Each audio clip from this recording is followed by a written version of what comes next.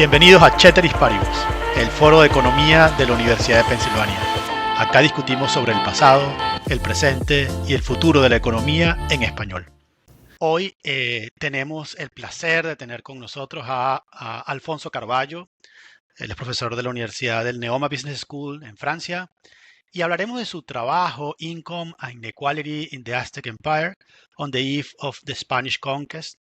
Básicamente, el ingreso y las desigualdades del Imperio Azteca a la llegada de los españoles o al comienzo de la conquista. Este es un trabajo que desafía importantes trabajos de las ciencias sociales que sostienen que fueron los europeos quienes implantaron las instituciones extractivas y la desigualdad en América Latina. Bienvenido, Alfonso.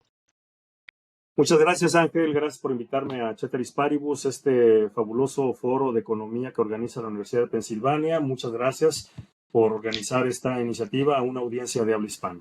Gracias. Encantado. Sí, el objetivo es, hablar al mundo en español sobre los problemas del mundo hispano. Y una de las características de América Latina es los altos niveles de desigualdad. Hay una amplia literatura que atribuye este hecho a las instituciones coloniales y más recientemente conocidas como instituciones coloniales extractivas, implantadas por los conquistadores y la élite gobernante, europea gobernante a partir del siglo XVI. Tus hallazgos señalan que el imperio azteca ya era muy desigual y que eso facilitó la implementación de estas instituciones extractivas por parte de los conquistadores colonizadores. Que estos no hicieron sino exacerbar una situación que ya existía. Así que empezamos con un poco de contexto. ¿Cómo fue esa conquista de México por parte de los españoles y qué papel jugó la desigualdad en el colapso del imperio azteca? Pues sí, Ángel, como bien lo dices, en efecto Latinoamérica se ha caracterizado por una alta desigualdad persistente. Diversa la literatura en historia económica atribuye mucho que esto es consecuencia de las instituciones coloniales extractivas implementadas en principio por los conquistadores y posteriormente con la élite gobernante europea. Sin embargo, yo te puedo comentar que gran parte de esta literatura carece de algo muy importante, el análisis previo antes de que llegaran los españoles, lo cual es algo entendible, no hay información. Hacer un esfuerzo cuando no hay mucha información, pues resulta básicamente un gran reto. Sin embargo, también en la misma literatura en ocasiones se comenta que incluso hubo una reversión de la fortuna. Y esto es, yo creo que es algo que puede ir más allá, porque de manera implícita se está asumiendo que antes de la llegada de los españoles o de los europeos, el mundo prehispánico no era tan extractivo y no tenía una serie de problemáticas que hoy estamos padeciendo en Latinoamérica. Entonces, aquí particularmente, por esa razón, con un estudio que llevé a cabo junto con Guido Alfani, profesor de la Universidad de Bocconi, utilizamos una serie de metodologías que ya se han aplicado en otras sociedades, pero también tuvimos que aplicar nuevas metodologías para poder vencer una serie de barreras que no teníamos, sobre todo por falta de información, y acudimos sobre todo a extraer información tanto arqueológica, histórica, incluso demográfica, para poder llevar a cabo una construcción de una información un poco más cercana para poder llevar a cabo estas estimaciones.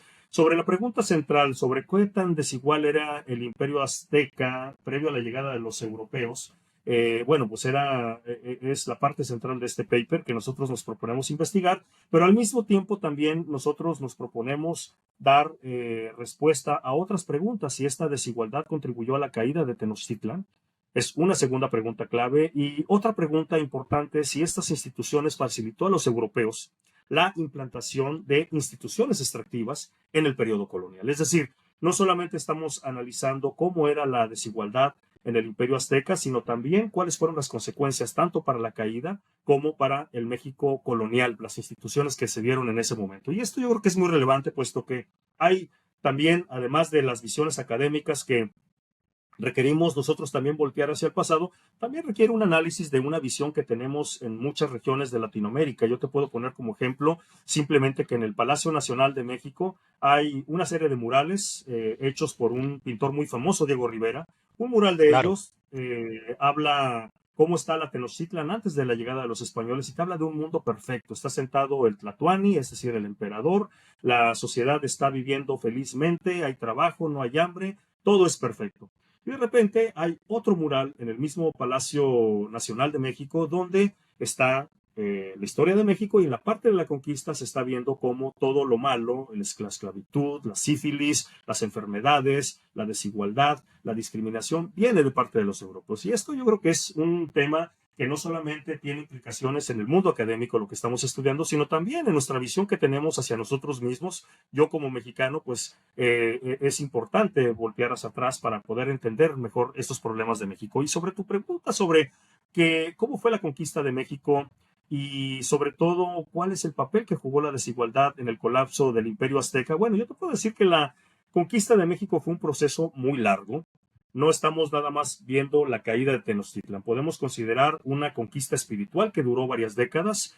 Podemos hablar la conquista de otros pueblos que fueron sometidos décadas después, como el pueblo tarasco, los huastecos, los mixtecos, que fue otro proceso ya una vez que había caído el imperio azteca. Al mismo tiempo hubo una expansión en décadas posteriores, la conformación de ciertos reinos como Nueva Galicia, la conquista de Yucatán, el Reino Nuevo de León, que eso fue en el noreste, la Nueva Vizcaya y sobre todo la California, que si consideramos el proceso del establecimiento de las misiones jesuitas, pues es un proceso que duró 150 años. Sin embargo, la primera etapa de la conquista de México efectivamente es la caída del Imperio Azteca. Es un aspecto central, fundamental. Si no se hubiera dado este proceso, probablemente las consecuencias hubieran sido totalmente diferentes a la historia que actualmente conocemos. El Imperio Azteca era el estado más poderoso militar, política y económicamente. Conformaba básicamente una extensión de 170,000 kilómetros cuadrados. No es una extensión muy grande comparado con otros imperios como el Imperio Romano, el Imperio de Bizancio, pero sí estamos hablando de que si consideramos que era una sociedad donde no existía el transporte sobre ruedas, pues obviamente estamos hablando de un imperio muy grande donde vivían entre 6 y 7 millones de habitantes. Eso es un tema muy controversial sobre el tema de las cifras, sobre todo las partes demográficas, pero lo que puedo resumir antes de entrar al resto de la investigación es que la conquista el imperio, la conquista española, la caída del imperio azteca, fue un proceso de una serie de alianzas que entretejieron los españoles con los indígenas que se rebelaron, con diversos pueblos indígenas. Y aquí estamos hablando de tlaxcaltecas, de chalcas, de cholultecas, de texcocanos, de huajotzingos, totonacas, en fin. Cuando Hernán Cortés llega a sitiar la Tenochtitlan fueron dos procesos. Primero, él arribó, fue recibido por el emperador, le abrieron las puertas a Tenochtitlan. Después tuvieron que escapar, estamos hablando allá por noviembre de 1519, tuvieron que escapar en verano de 1520 y posteriormente preparó un asedio para poder asaltar definitivamente. La caída de Tenochtitlan después de 3 meses de sitio, pues básicamente estuvimos viendo una serie de fuerzas nativas, las que estaban peleando entre sí. La cantidad de españoles, podríamos hablar de 900 españoles que estaban al frente y que estaban apoyados por 200,000 indígenas. Es decir, era una masa muy importante de indígenas. Tenían 80 caballos, 17 cañones, 13 bergantines, 13 barcos, porque la ciudad estaba en un lago. Pero básicamente podemos ver que esta conquista se dio con una alianza de pueblos que estuvieron muy incómodos por una serie de factores que estaban estableciendo en el imperio, particularmente el nivel extractivo de sus instituciones fiscales. Ese es un tema que no podemos perder de vista. Las alianzas no las podemos explicar de esa manera. Obviamente que Cortés cuando llegó a México, primero tuvo resistencias de ciertos grupos, los tlaxcaltecas los enfrentaron en varias ocasiones para no solamente para resistirse a tener algún trato, pero también para probar la fuerza militar de los nuevos conquistadores. Pero básicamente Cortés hizo un mundo de alianzas. En una literatura de los historiadores hablan mucho de su genio político para poder llevar a cabo esas alianzas, pero también tenemos que reconocer que las condiciones estaban dadas y particularmente eran los altos niveles de extracción que tenían las instituciones imperiales, de tal manera que cuando se da el asalto a Tenochtitlan, pues básicamente Tenochtitlan estaríamos hablando de una población de 250,000 habitantes, 300,000 si sumamos Tlatelolco, que fue una ciudad que también fue aliada de los aztecas hasta el final, pero básicamente no podemos entender este proceso de esta primera parte de la conquista de México, la caída de Tenochtitlan, sin el descontento de diversos pueblos que estuvieron sometidos por varias décadas. Y ese descontento en gran parte era motivado por las desigualdades que habían y que se veían, ¿no? Entre la capital y lo que estaba alrededor, que eran pueblos de cierta manera explotados por los aztecas, que era un imperio en ascenso, por lo que entiendo, venía consolidándose. ¿Cómo era esa economía azteca, no? ¿Cuál era el nivel de ingreso cuando lo comparas con Bizancio, con Europa medieval o con los imperios antiguos? Bueno, es muy interesante comprender bien el mundo prehispánico para poderlo abordar. Básicamente podemos hablar primero de la estructura imperial. Cuando llegaron los españoles, el imperio azteca tenía 38 provincias que había sometido a través de un largo proceso que se había iniciado décadas anteriores. Habían implantado un sistema fiscal muy desarrollado, con un refinamiento institucional, con una capacidad de recaudar impuestos de manera regular. Prácticamente, si nosotros comparamos el sistema fiscal, y lo han hecho otros arqueólogos, es que este sistema fiscal se aproxima a los desarrollados en Europa Occidental en el mismo periodo. Es decir, era un sistema muy avanzado. La parte de la estructura que tenía el propio imperio tenía una capacidad de Estado muy amplia. Obviamente, el imperio azteca no tenía representantes, simplemente iba periódicamente a las provincias a recoger 4 veces al año todos los impuestos, es decir, era Mm. una organización muy importante. Estaba encabezado por tres ciudades que se aliaron allá por 1428, es cierto, era un imperio relativamente reciente. Cuando llegaron los españoles no tenía ni más de 100 años, que eran las ciudades de Texcoco, las ciudades de Tlacopan y Tenochtitlan, que fue la que encabezó este proceso. A lo largo del tiempo, ellos se habían rebelado con un imperio previo, que era el imperio tepaneca, lo que es la parte de Azcapotzalco en la Ciudad de México, pero posteriormente Tenochtitlan fue creciendo su dominancia sobre las otras ciudades, de tal manera que cuando llegaron en 1519, pues era, dijéramos, Tenochtitlan el estado hegemónico dentro de la región mesoamericana. Sin embargo, la economía es muy interesante, cómo era la economía para poderla describir. Y podemos decir que es una economía con claros y oscuros. Podemos ver, en primer lugar, que la economía, en lo que se refiere a la agricultura, era una agricultura altamente productiva.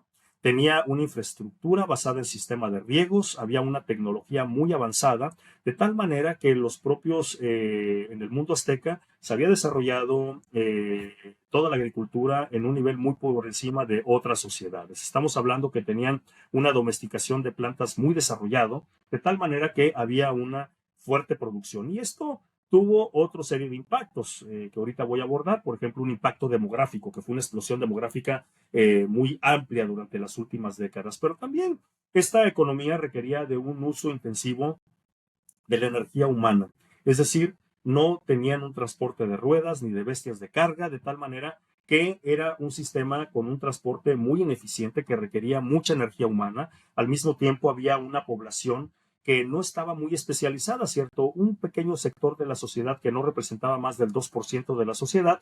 El resto de la sociedad tenía una forma económica basada en la pluriactividad estacional, es decir, no solamente iban a ser agrícolas, sino también hacían sus vestidos, hacían sus necesidades, no había una fuerte especialización. Sin embargo, en esta regiones eran muy asimétricas. Por ejemplo, en el Valle de México era una región muy avanzada, se utilizaba un tipo de moneda, algo que podemos aproximar como el cacao, las mantas, pero había otras regiones donde seguía funcionando el trueque. Entonces, estamos hablando de una economía que era muy avanzada por un lado, pero por el otro lado tenía una serie de deficiencias, tanto en el transporte como en la parte de intercambio. El tremendo aumento demográfico que se dio en décadas posteriores, sobre todo en la cuenca de México, fue lo que empujó a tener una mayor expansión por parte de la Triple Alianza hacia otras regiones. Estamos hablando que simplemente en el Valle de México era la región con mayor densidad poblacional en todo el continente de las Américas.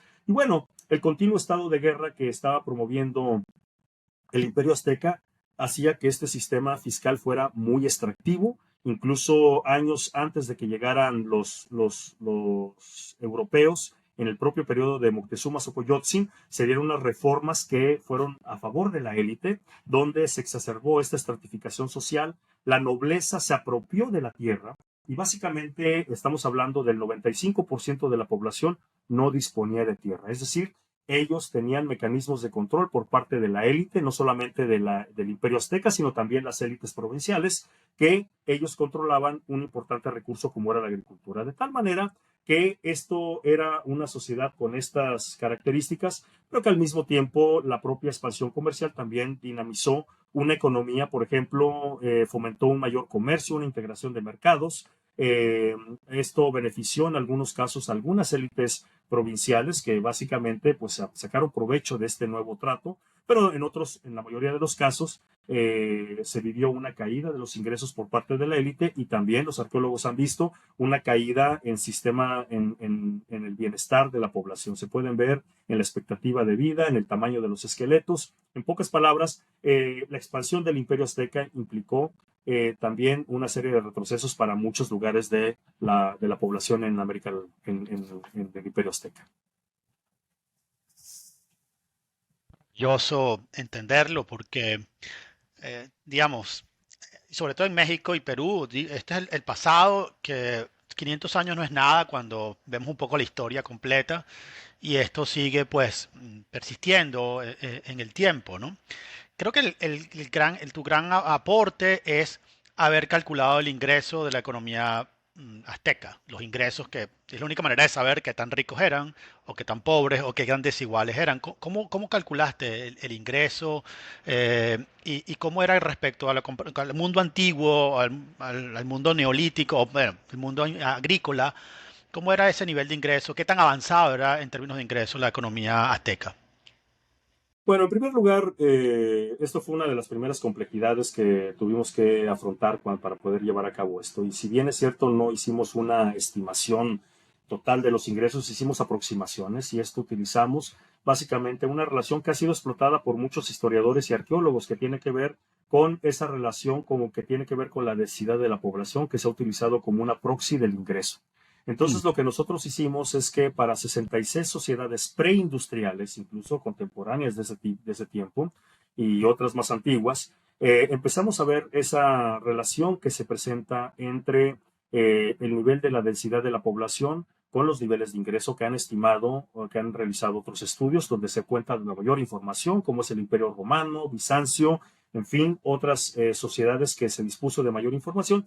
Y con esto nosotros estimamos con base en la densidad de la población de diversas provincias en el Imperio Azteca, empezamos a estimar el ingreso que se tenía a nivel provincia. Para eso utilizamos una fuente que fue de William Denevan de 1992, que utilizó básicamente una estimación de la población nativa en las Américas. Es un tema muy controversial, puesto que las estimaciones difieren mucho de diversos autores. También tomamos en cuenta la base de datos que desarrolló William Maloney y Felipe Valencia Caicedo, que hizo sobre la población en América Latina, y utilizamos la información de Robert Barlow sobre los pueblos que habían en cada una de las provincias. Y con base en eso empezamos a llevar a cabo esa aproximación del ingreso per cápita en una paridad, convirtiéndola a la paridad del poder adquisitivo de 1990, que es la medida convencional que utilizan otros estudios, pero también estimamos el ingreso a nivel de grupos sociales. De la arqueología pudimos identificar 10 diferentes grupos. En el Imperio Azteca habían desde una clase imperial gobernante, clases provinciales, nobles no gobernantes. Había una categoría de especial que eran básicamente artesanos muy especializados,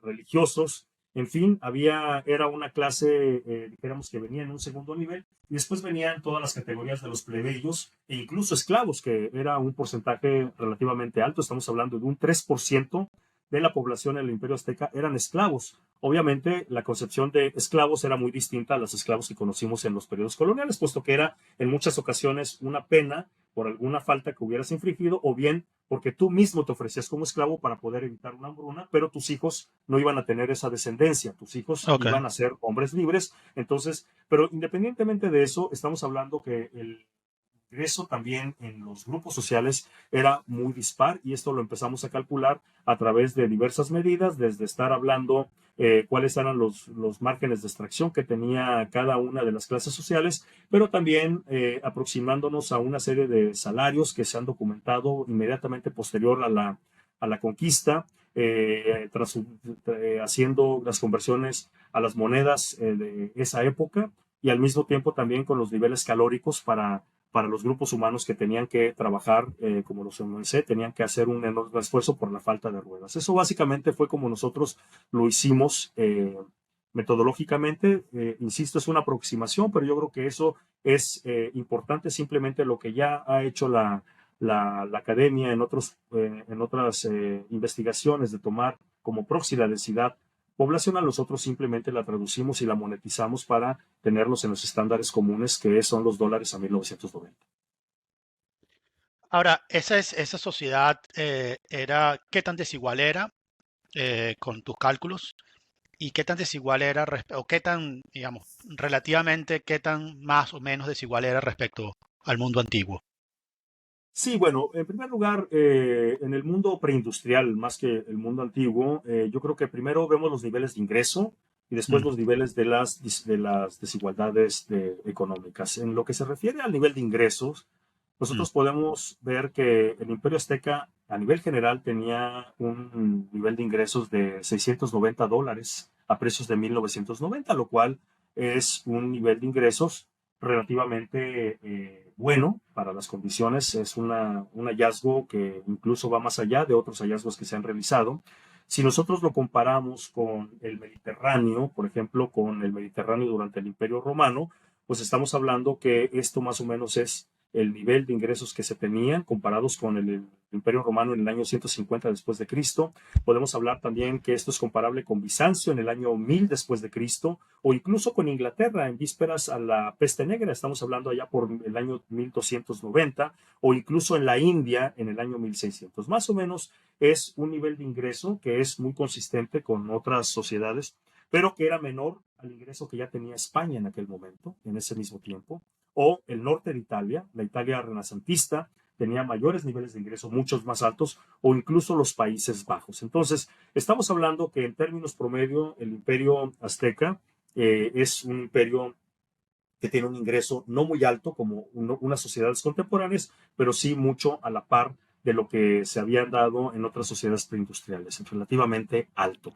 Sin embargo, cuando empezamos a ver el nivel de ingresos por provincias y por ciudades-estado, ahí sí es donde vemos unas regiones con un altísimo ingreso. Simplemente la Tenochtitlan tenía un ingreso de casi $2,000 a precios de 1990, $1,980 para ser más puntuales. Igualmente sus ciudades aliadas, sus ciudades socias de la Triple Alianza, Texcoco y Tlacopan, ellos estaban más o menos por $1,000, pero también teníamos algunas provincias como Petlalco, como Huastepec, como Tlatelolco, como Chalco, que también tenían niveles de ingreso muy altos. Estamos hablando de arriba de $900 y esto pues básicamente estamos hablando que tenían altos niveles de ingresos comparables con la Florencia de aquella época. Es decir, eran unas regiones que eran muy, muy, muy ricas y que al mismo tiempo contrastaba con otras regiones que eran excesivamente pobres, pero no tan pobres como lo vemos en el resto probablemente del continente. Tenemos Xoconosco, que es una región en Chiapas, que era la región más alejada, que ahí estamos hablando que tenía aproximadamente $500 al año, pero había otras regiones que tenían niveles más bajos. Pero cuando nosotros empezamos a ver, sobre tu segunda pregunta, cuando empezamos a estimar los niveles de distribución del ingreso, pues no hay una regla entre altos niveles de ingreso con altos niveles de desigualdad. Incluso vemos que en algunas regiones, algunas provincias que tenían niveles de ingresos no muy altos, habían sido castigadas severamente por las tasas extractivas del imperio. Esto se debía a diversas razones. Incluso la forma como que se conquistaba, había una serie de rituales que tenía que llegar una serie de embajadores, le daban 3 oportunidades para rendirse, si no se rendían se hacía la guerra y las penas iban a ser mucho más grandes. Entonces, hay una heterogeneidad que eso está expresado en el código de Mendoza, de todas las tasas de extracción son muy, muy diferentes en las provincias. Y esto da como resultado que hay efectivamente algunas partes, como se espera, que son muy ricas y son muy desiguales, donde está la nobleza, donde está la clase gobernante, como es el caso de Tenochtitlan, que tenía un coeficiente de Gini cercano a los 80, era un nivel muy, muy, muy alto para aquella época. Mm. Igualmente sus otras ciudades aliadas, al mismo tiempo como otras provincias, como Tlatelolco, Petlalco, Huastepec, que estaban en un 62 o 64 puntos del coeficiente del Gini. Pero había otras sociedades que eran mucho más pobres, Y estas sociedades, como la Tlapacoyan, como Aztlán, como otras sociedades, ellos tenían también niveles de ingreso muy altos. Estamos hablando de un 45-44%. Es decir, había una desigualdad muy fuerte. Pero al mismo tiempo, en este estudio que trabajó con Guido Alfani, hicimos también la estimación de la extracción imperial. Es decir, cuánto extraía el imperio azteca en términos del ingreso que se daba en esa región. Y estas son cifras también muy, muy, muy grandes. Si nosotros comparamos cuáles eran las tasas de impuestos en Europa en aquella época, en lo que no pasaban del 5%, los estados italianos, por ejemplo, aquí nosotros podíamos ver que habían tasas, por ejemplo, en algunas regiones del 8.9%, en Tlaxclan, en Tepeyac tenían el 14% de extracción de todo el ingreso, el 14% se lo quedaba el imperio, en Tochpan era 11.6%, en fin, había una extracción muy grande y desafortunadamente para el imperio azteca es que algunas de estas regiones estaban precisamente en el camino que iban a pasar los españoles. En el desembarco cercanos a Veracruz, en su camino hacia la Gran Tenochtitlan, se iban a topar con esta serie de pueblos. Pero al mismo tiempo también estas estimaciones podemos saber, bueno, cómo era la distribución comparándolo en términos actuales. Por ejemplo, podemos ver que el 1% de los más ricos en el Imperio Azteca, ellos se llevaban el 41.8% del ingreso. Es decir, estamos La hablando de mitad. una sociedad muy concentrada. Si hablamos de ese 5%, considerando ya los nobles no gobernantes, pues básicamente nos vamos al 51%. Si vemos los 50% más pobre de la población en el imperio, ellos simplemente se llevaban el 23% de todo el ingreso del imperio. Entonces, es decir, si nosotros empezamos a compararlo con términos actuales, podemos ver que efectivamente un 10% más pobre en el imperio azteca, probablemente incluyendo los esclavos, porque los esclavos eran el 3% de la población, 10%, es decir, una tercera parte eran esclavos, ellos tenían una extracción, ellos se llevaban una parte de la economía, aproximadamente el 4.6%, lo cual es muy alto también, déjame decirte. Si lo comparamos con lo que actualmente se lleva el 10% más pobre en Estados Unidos o México, que es menos del 2%, estamos hablando que incluso los esclavos podrían tener una mejor participación en aquella época que en la época actual del 10% más pobre, tanto en Estados Unidos como en México. Esto es maravilloso, esta conversación. La imagen que yo tengo, y creo que los que están escuchando pueden tener ahora, es que el tamaño de la torta de la economía azteca era una torta relativamente grande para los estándares del mundo antiguo o el mundo preindustrial. Era una economía, digamos, que estaba bien en términos de producción, a pesar de no tener la rueda y a pesar de que la carga, el transporte de carga era y la bestia de carga no existían y que todo se hacía pues con gran energía humana. Ahora, el gran problema que tenía esa economía era la distribución de la torta. La torta era grande, pero estaba sumamente concentrado los pedazos en ese 1%, en ese 5% de la élite gobernante y el resto pues estaba en un gran nivel de desigualdad, disparidad y eso facilitó, como tú magistralmente lo acabas de decir, la entrada de Hernán Cortés. Ahora, creo que entonces con este mundo, esta imagen tan clara de esa economía azteca, creo que vamos a la pregunta que es muy relevante desde el punto de vista de política pública y del punto de vista de la historia y la historiografía latinoamericana, ¿no? ¿Se puede concluir que la desigualdad latinoamericana es un legado de esa desigualdad del mundo precolombino, es un legado precolombino o cómo contribuyó a exacerbar o a disminuir esa desigualdad la conquista española? Sí, bueno, es una pregunta que no podría tener una respuesta. Sería muy aventurado decir que la desigualdad actual en América Latina es consecuencia de esa desigualdad que tenemos en el mundo prehispánico. Sin embargo, yo creo que sí hay que tomar en cuenta que hay una serie de aspectos que si nosotros consideramos que durante los primeros años los españoles heredaron una serie de aspectos, sobre todo el sistema fiscal, pues podemos entender que gran parte de esa extracción que ya existía, que esa falta de acceso a la tierra por parte de los plebeyos, la retomaron los españoles, pues esto contribuyó en gran medida en los primeros años para que en la época colonial se continuara o incluso se exacerbara esta desigualdad.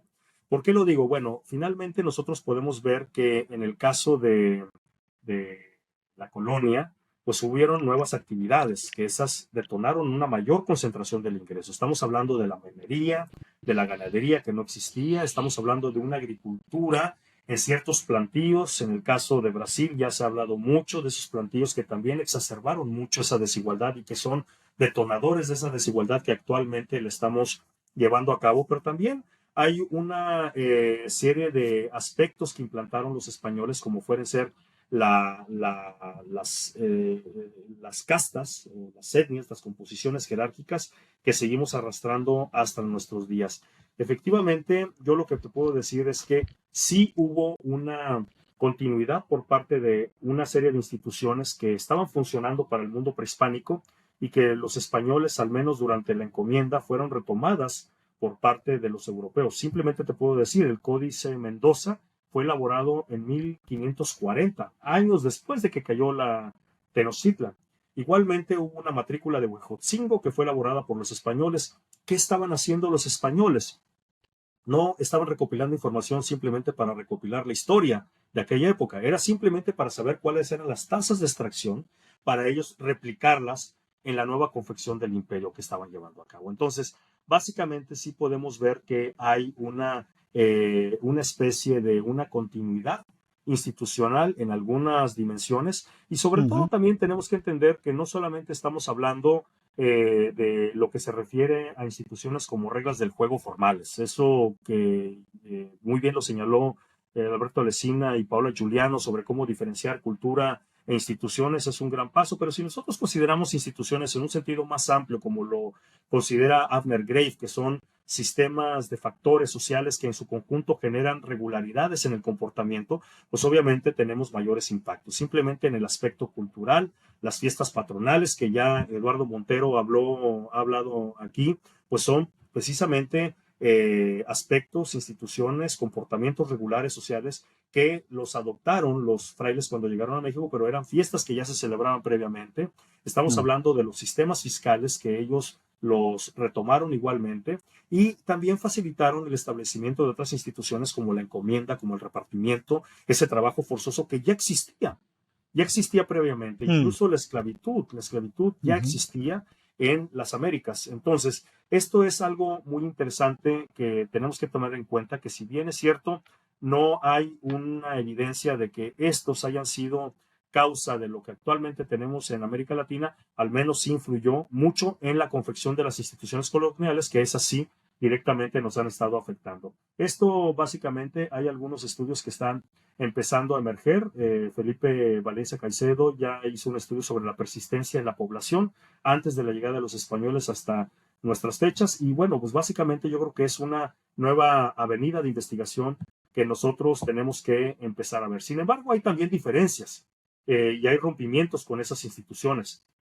Las más importantes, como ya lo señalé, además de las actividades y los sistema de castas que implantaron los españoles, también hay que tomar en cuenta que en las primeras décadas se vino una crisis demográfica tremenda. Ujú. Algunas Sí. estimaciones hablan de más del 90% de la población fue la caída de la caída demográfica que tuvieron en estas partes. Y esto trastocó la dotación de recursos, que ya también ha sido desarrollado por muchos trabajos, donde la materia, bueno, el factor más abundante, que era la mano de obra, de repente se perdió. Y esto tuvo impactos muy importantes. Eso yo creo que es lo que tenemos que analizar posteriormente, cómo se enfrentaron eso y desde luego que esa crisis demográfica seguramente también hizo una diferencia muy importante. Podemos ver que en el Perú, que ahorita mencionabas, ahí la crisis demográfica impactó en hacer un mercado menos, bueno, más bien el mercado laboral no existía, era un trabajo más forzoso, a diferencia que en México, en las regiones mineras, estamos hablando de dos regiones mineras distintas, en el norte de México, pues esto se asemejó más a un sistema de mercado laboral, que esto da como origen a un sistema de capitalismo que fue adoptado, un sistema que fue traído desde Europa, pero que ya había las bases aquí en América. Por ejemplo, esa adopción de ese capitalismo en diferentes regiones, habían regiones que ya tenían básicamente sistemas de mercado, de intercambio muy completos y que esto facilitó la adopción de este tipo de cosas. Pero también algo muy importante que se puso fin con esta nueva llegada de los europeos es que se terminaron los impuestos de sangre, al menos.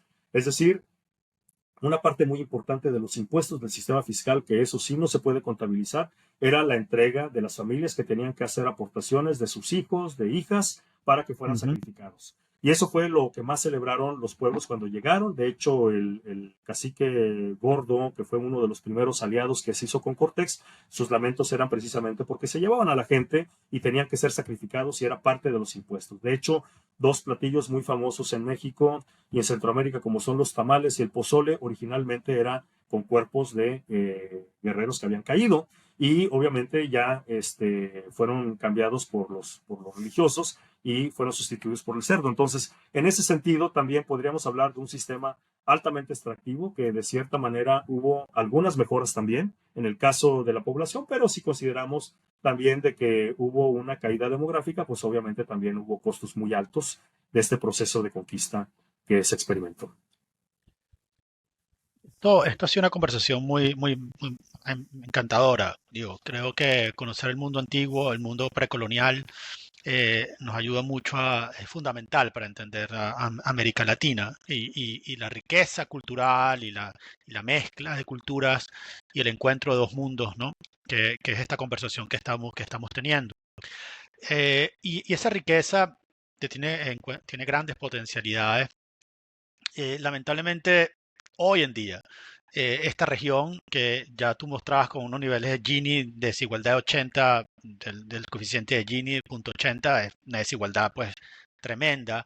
Los niveles de desigualdad hoy no son de punto 80, pero siguen siendo sumamente elevados. Muchísimas explicaciones. Una de ellas es la que tú estás mostrando, el legado del mismo imperio azteca.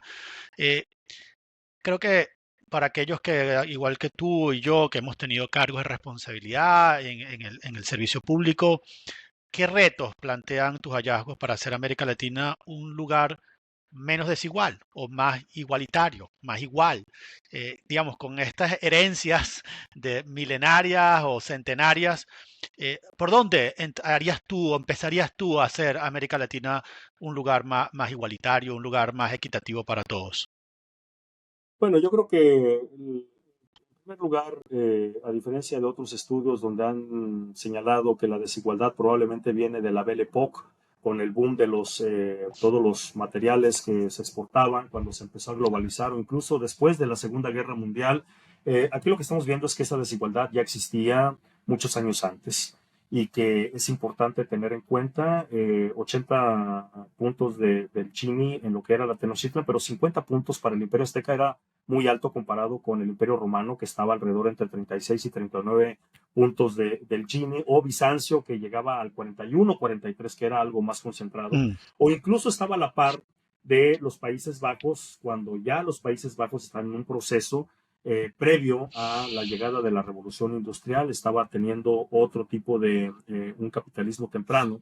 Entonces, los estándares son muy altos y esto lo que nos hace ver, en primer lugar, primero hay que reconocer es que tenemos que dejar de idealizar eh, lo, todas las cosas que a veces se hablan de más, de las antiguas culturas, que eran un mundo perfecto. No, no era un mundo perfecto, ni era un mundo malo. Tenían muchas cosas muy importantes que actualmente nosotros heredamos, pero sí hay que reconocer que muchos problemas fueron transmitidos desde ese origen, al menos que facilitaron la conquista. La conquista no fue simplemente por el hecho de que los europeos llegaron, sino que hubo aquí una gran fisura, un gran descontento causado por esa gran desigualdad. Y yo creo que es algo muy importante que no hay que estar culpando de todos los males, todo lo que se estableció durante la colonia. Yo creo que hay que buscar todavía más allá. Y eso es algo muy importante, sobre todo porque hay una serie de usos y costumbres, tradiciones que esto generan incluso desigualdades, disparidades sociales, más que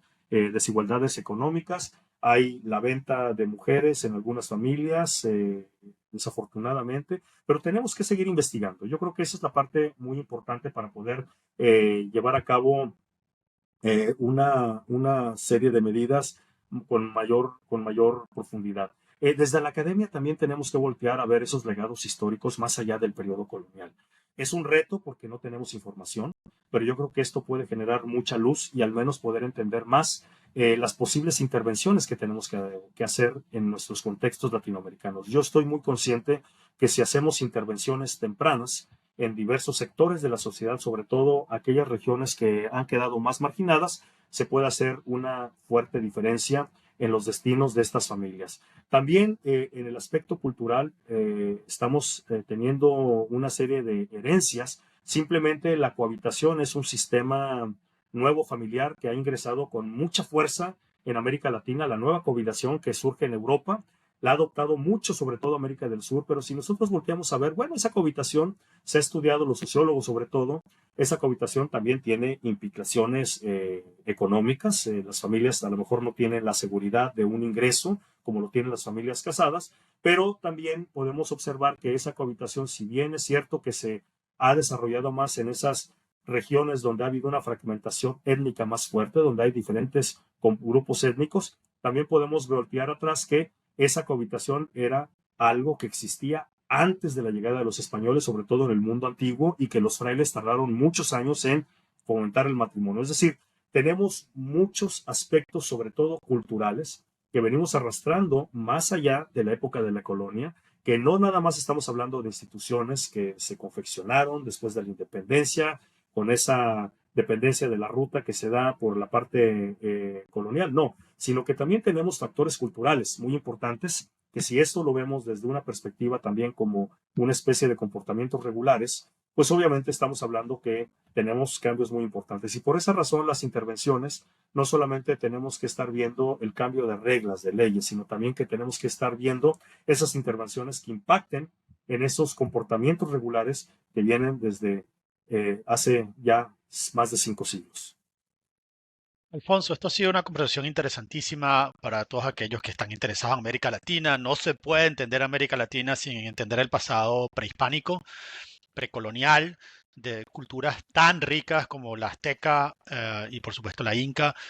No se puede entender América Latina y de hecho tantas cosas que hoy en día son por puntos complicados de la región, tienen, como tú has mostrado en el caso de la desigualdad, una raíz histórica sumamente profunda.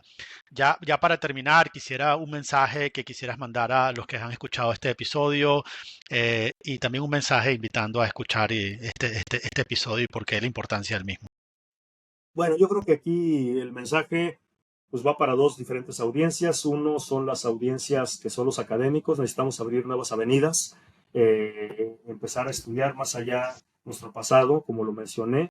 Estamos hablando de regiones con altos niveles de ingreso que no los conocíamos, qué tan ricos eran estas regiones. Hay una riqueza económica previa a la llegada de los europeos y también una riqueza cultural muy grande que debemos de investigar para poder llevar a cabo unas nuevas avenidas del conocimiento. Yo creo que eso es algo muy importante que debemos de considerar ahí.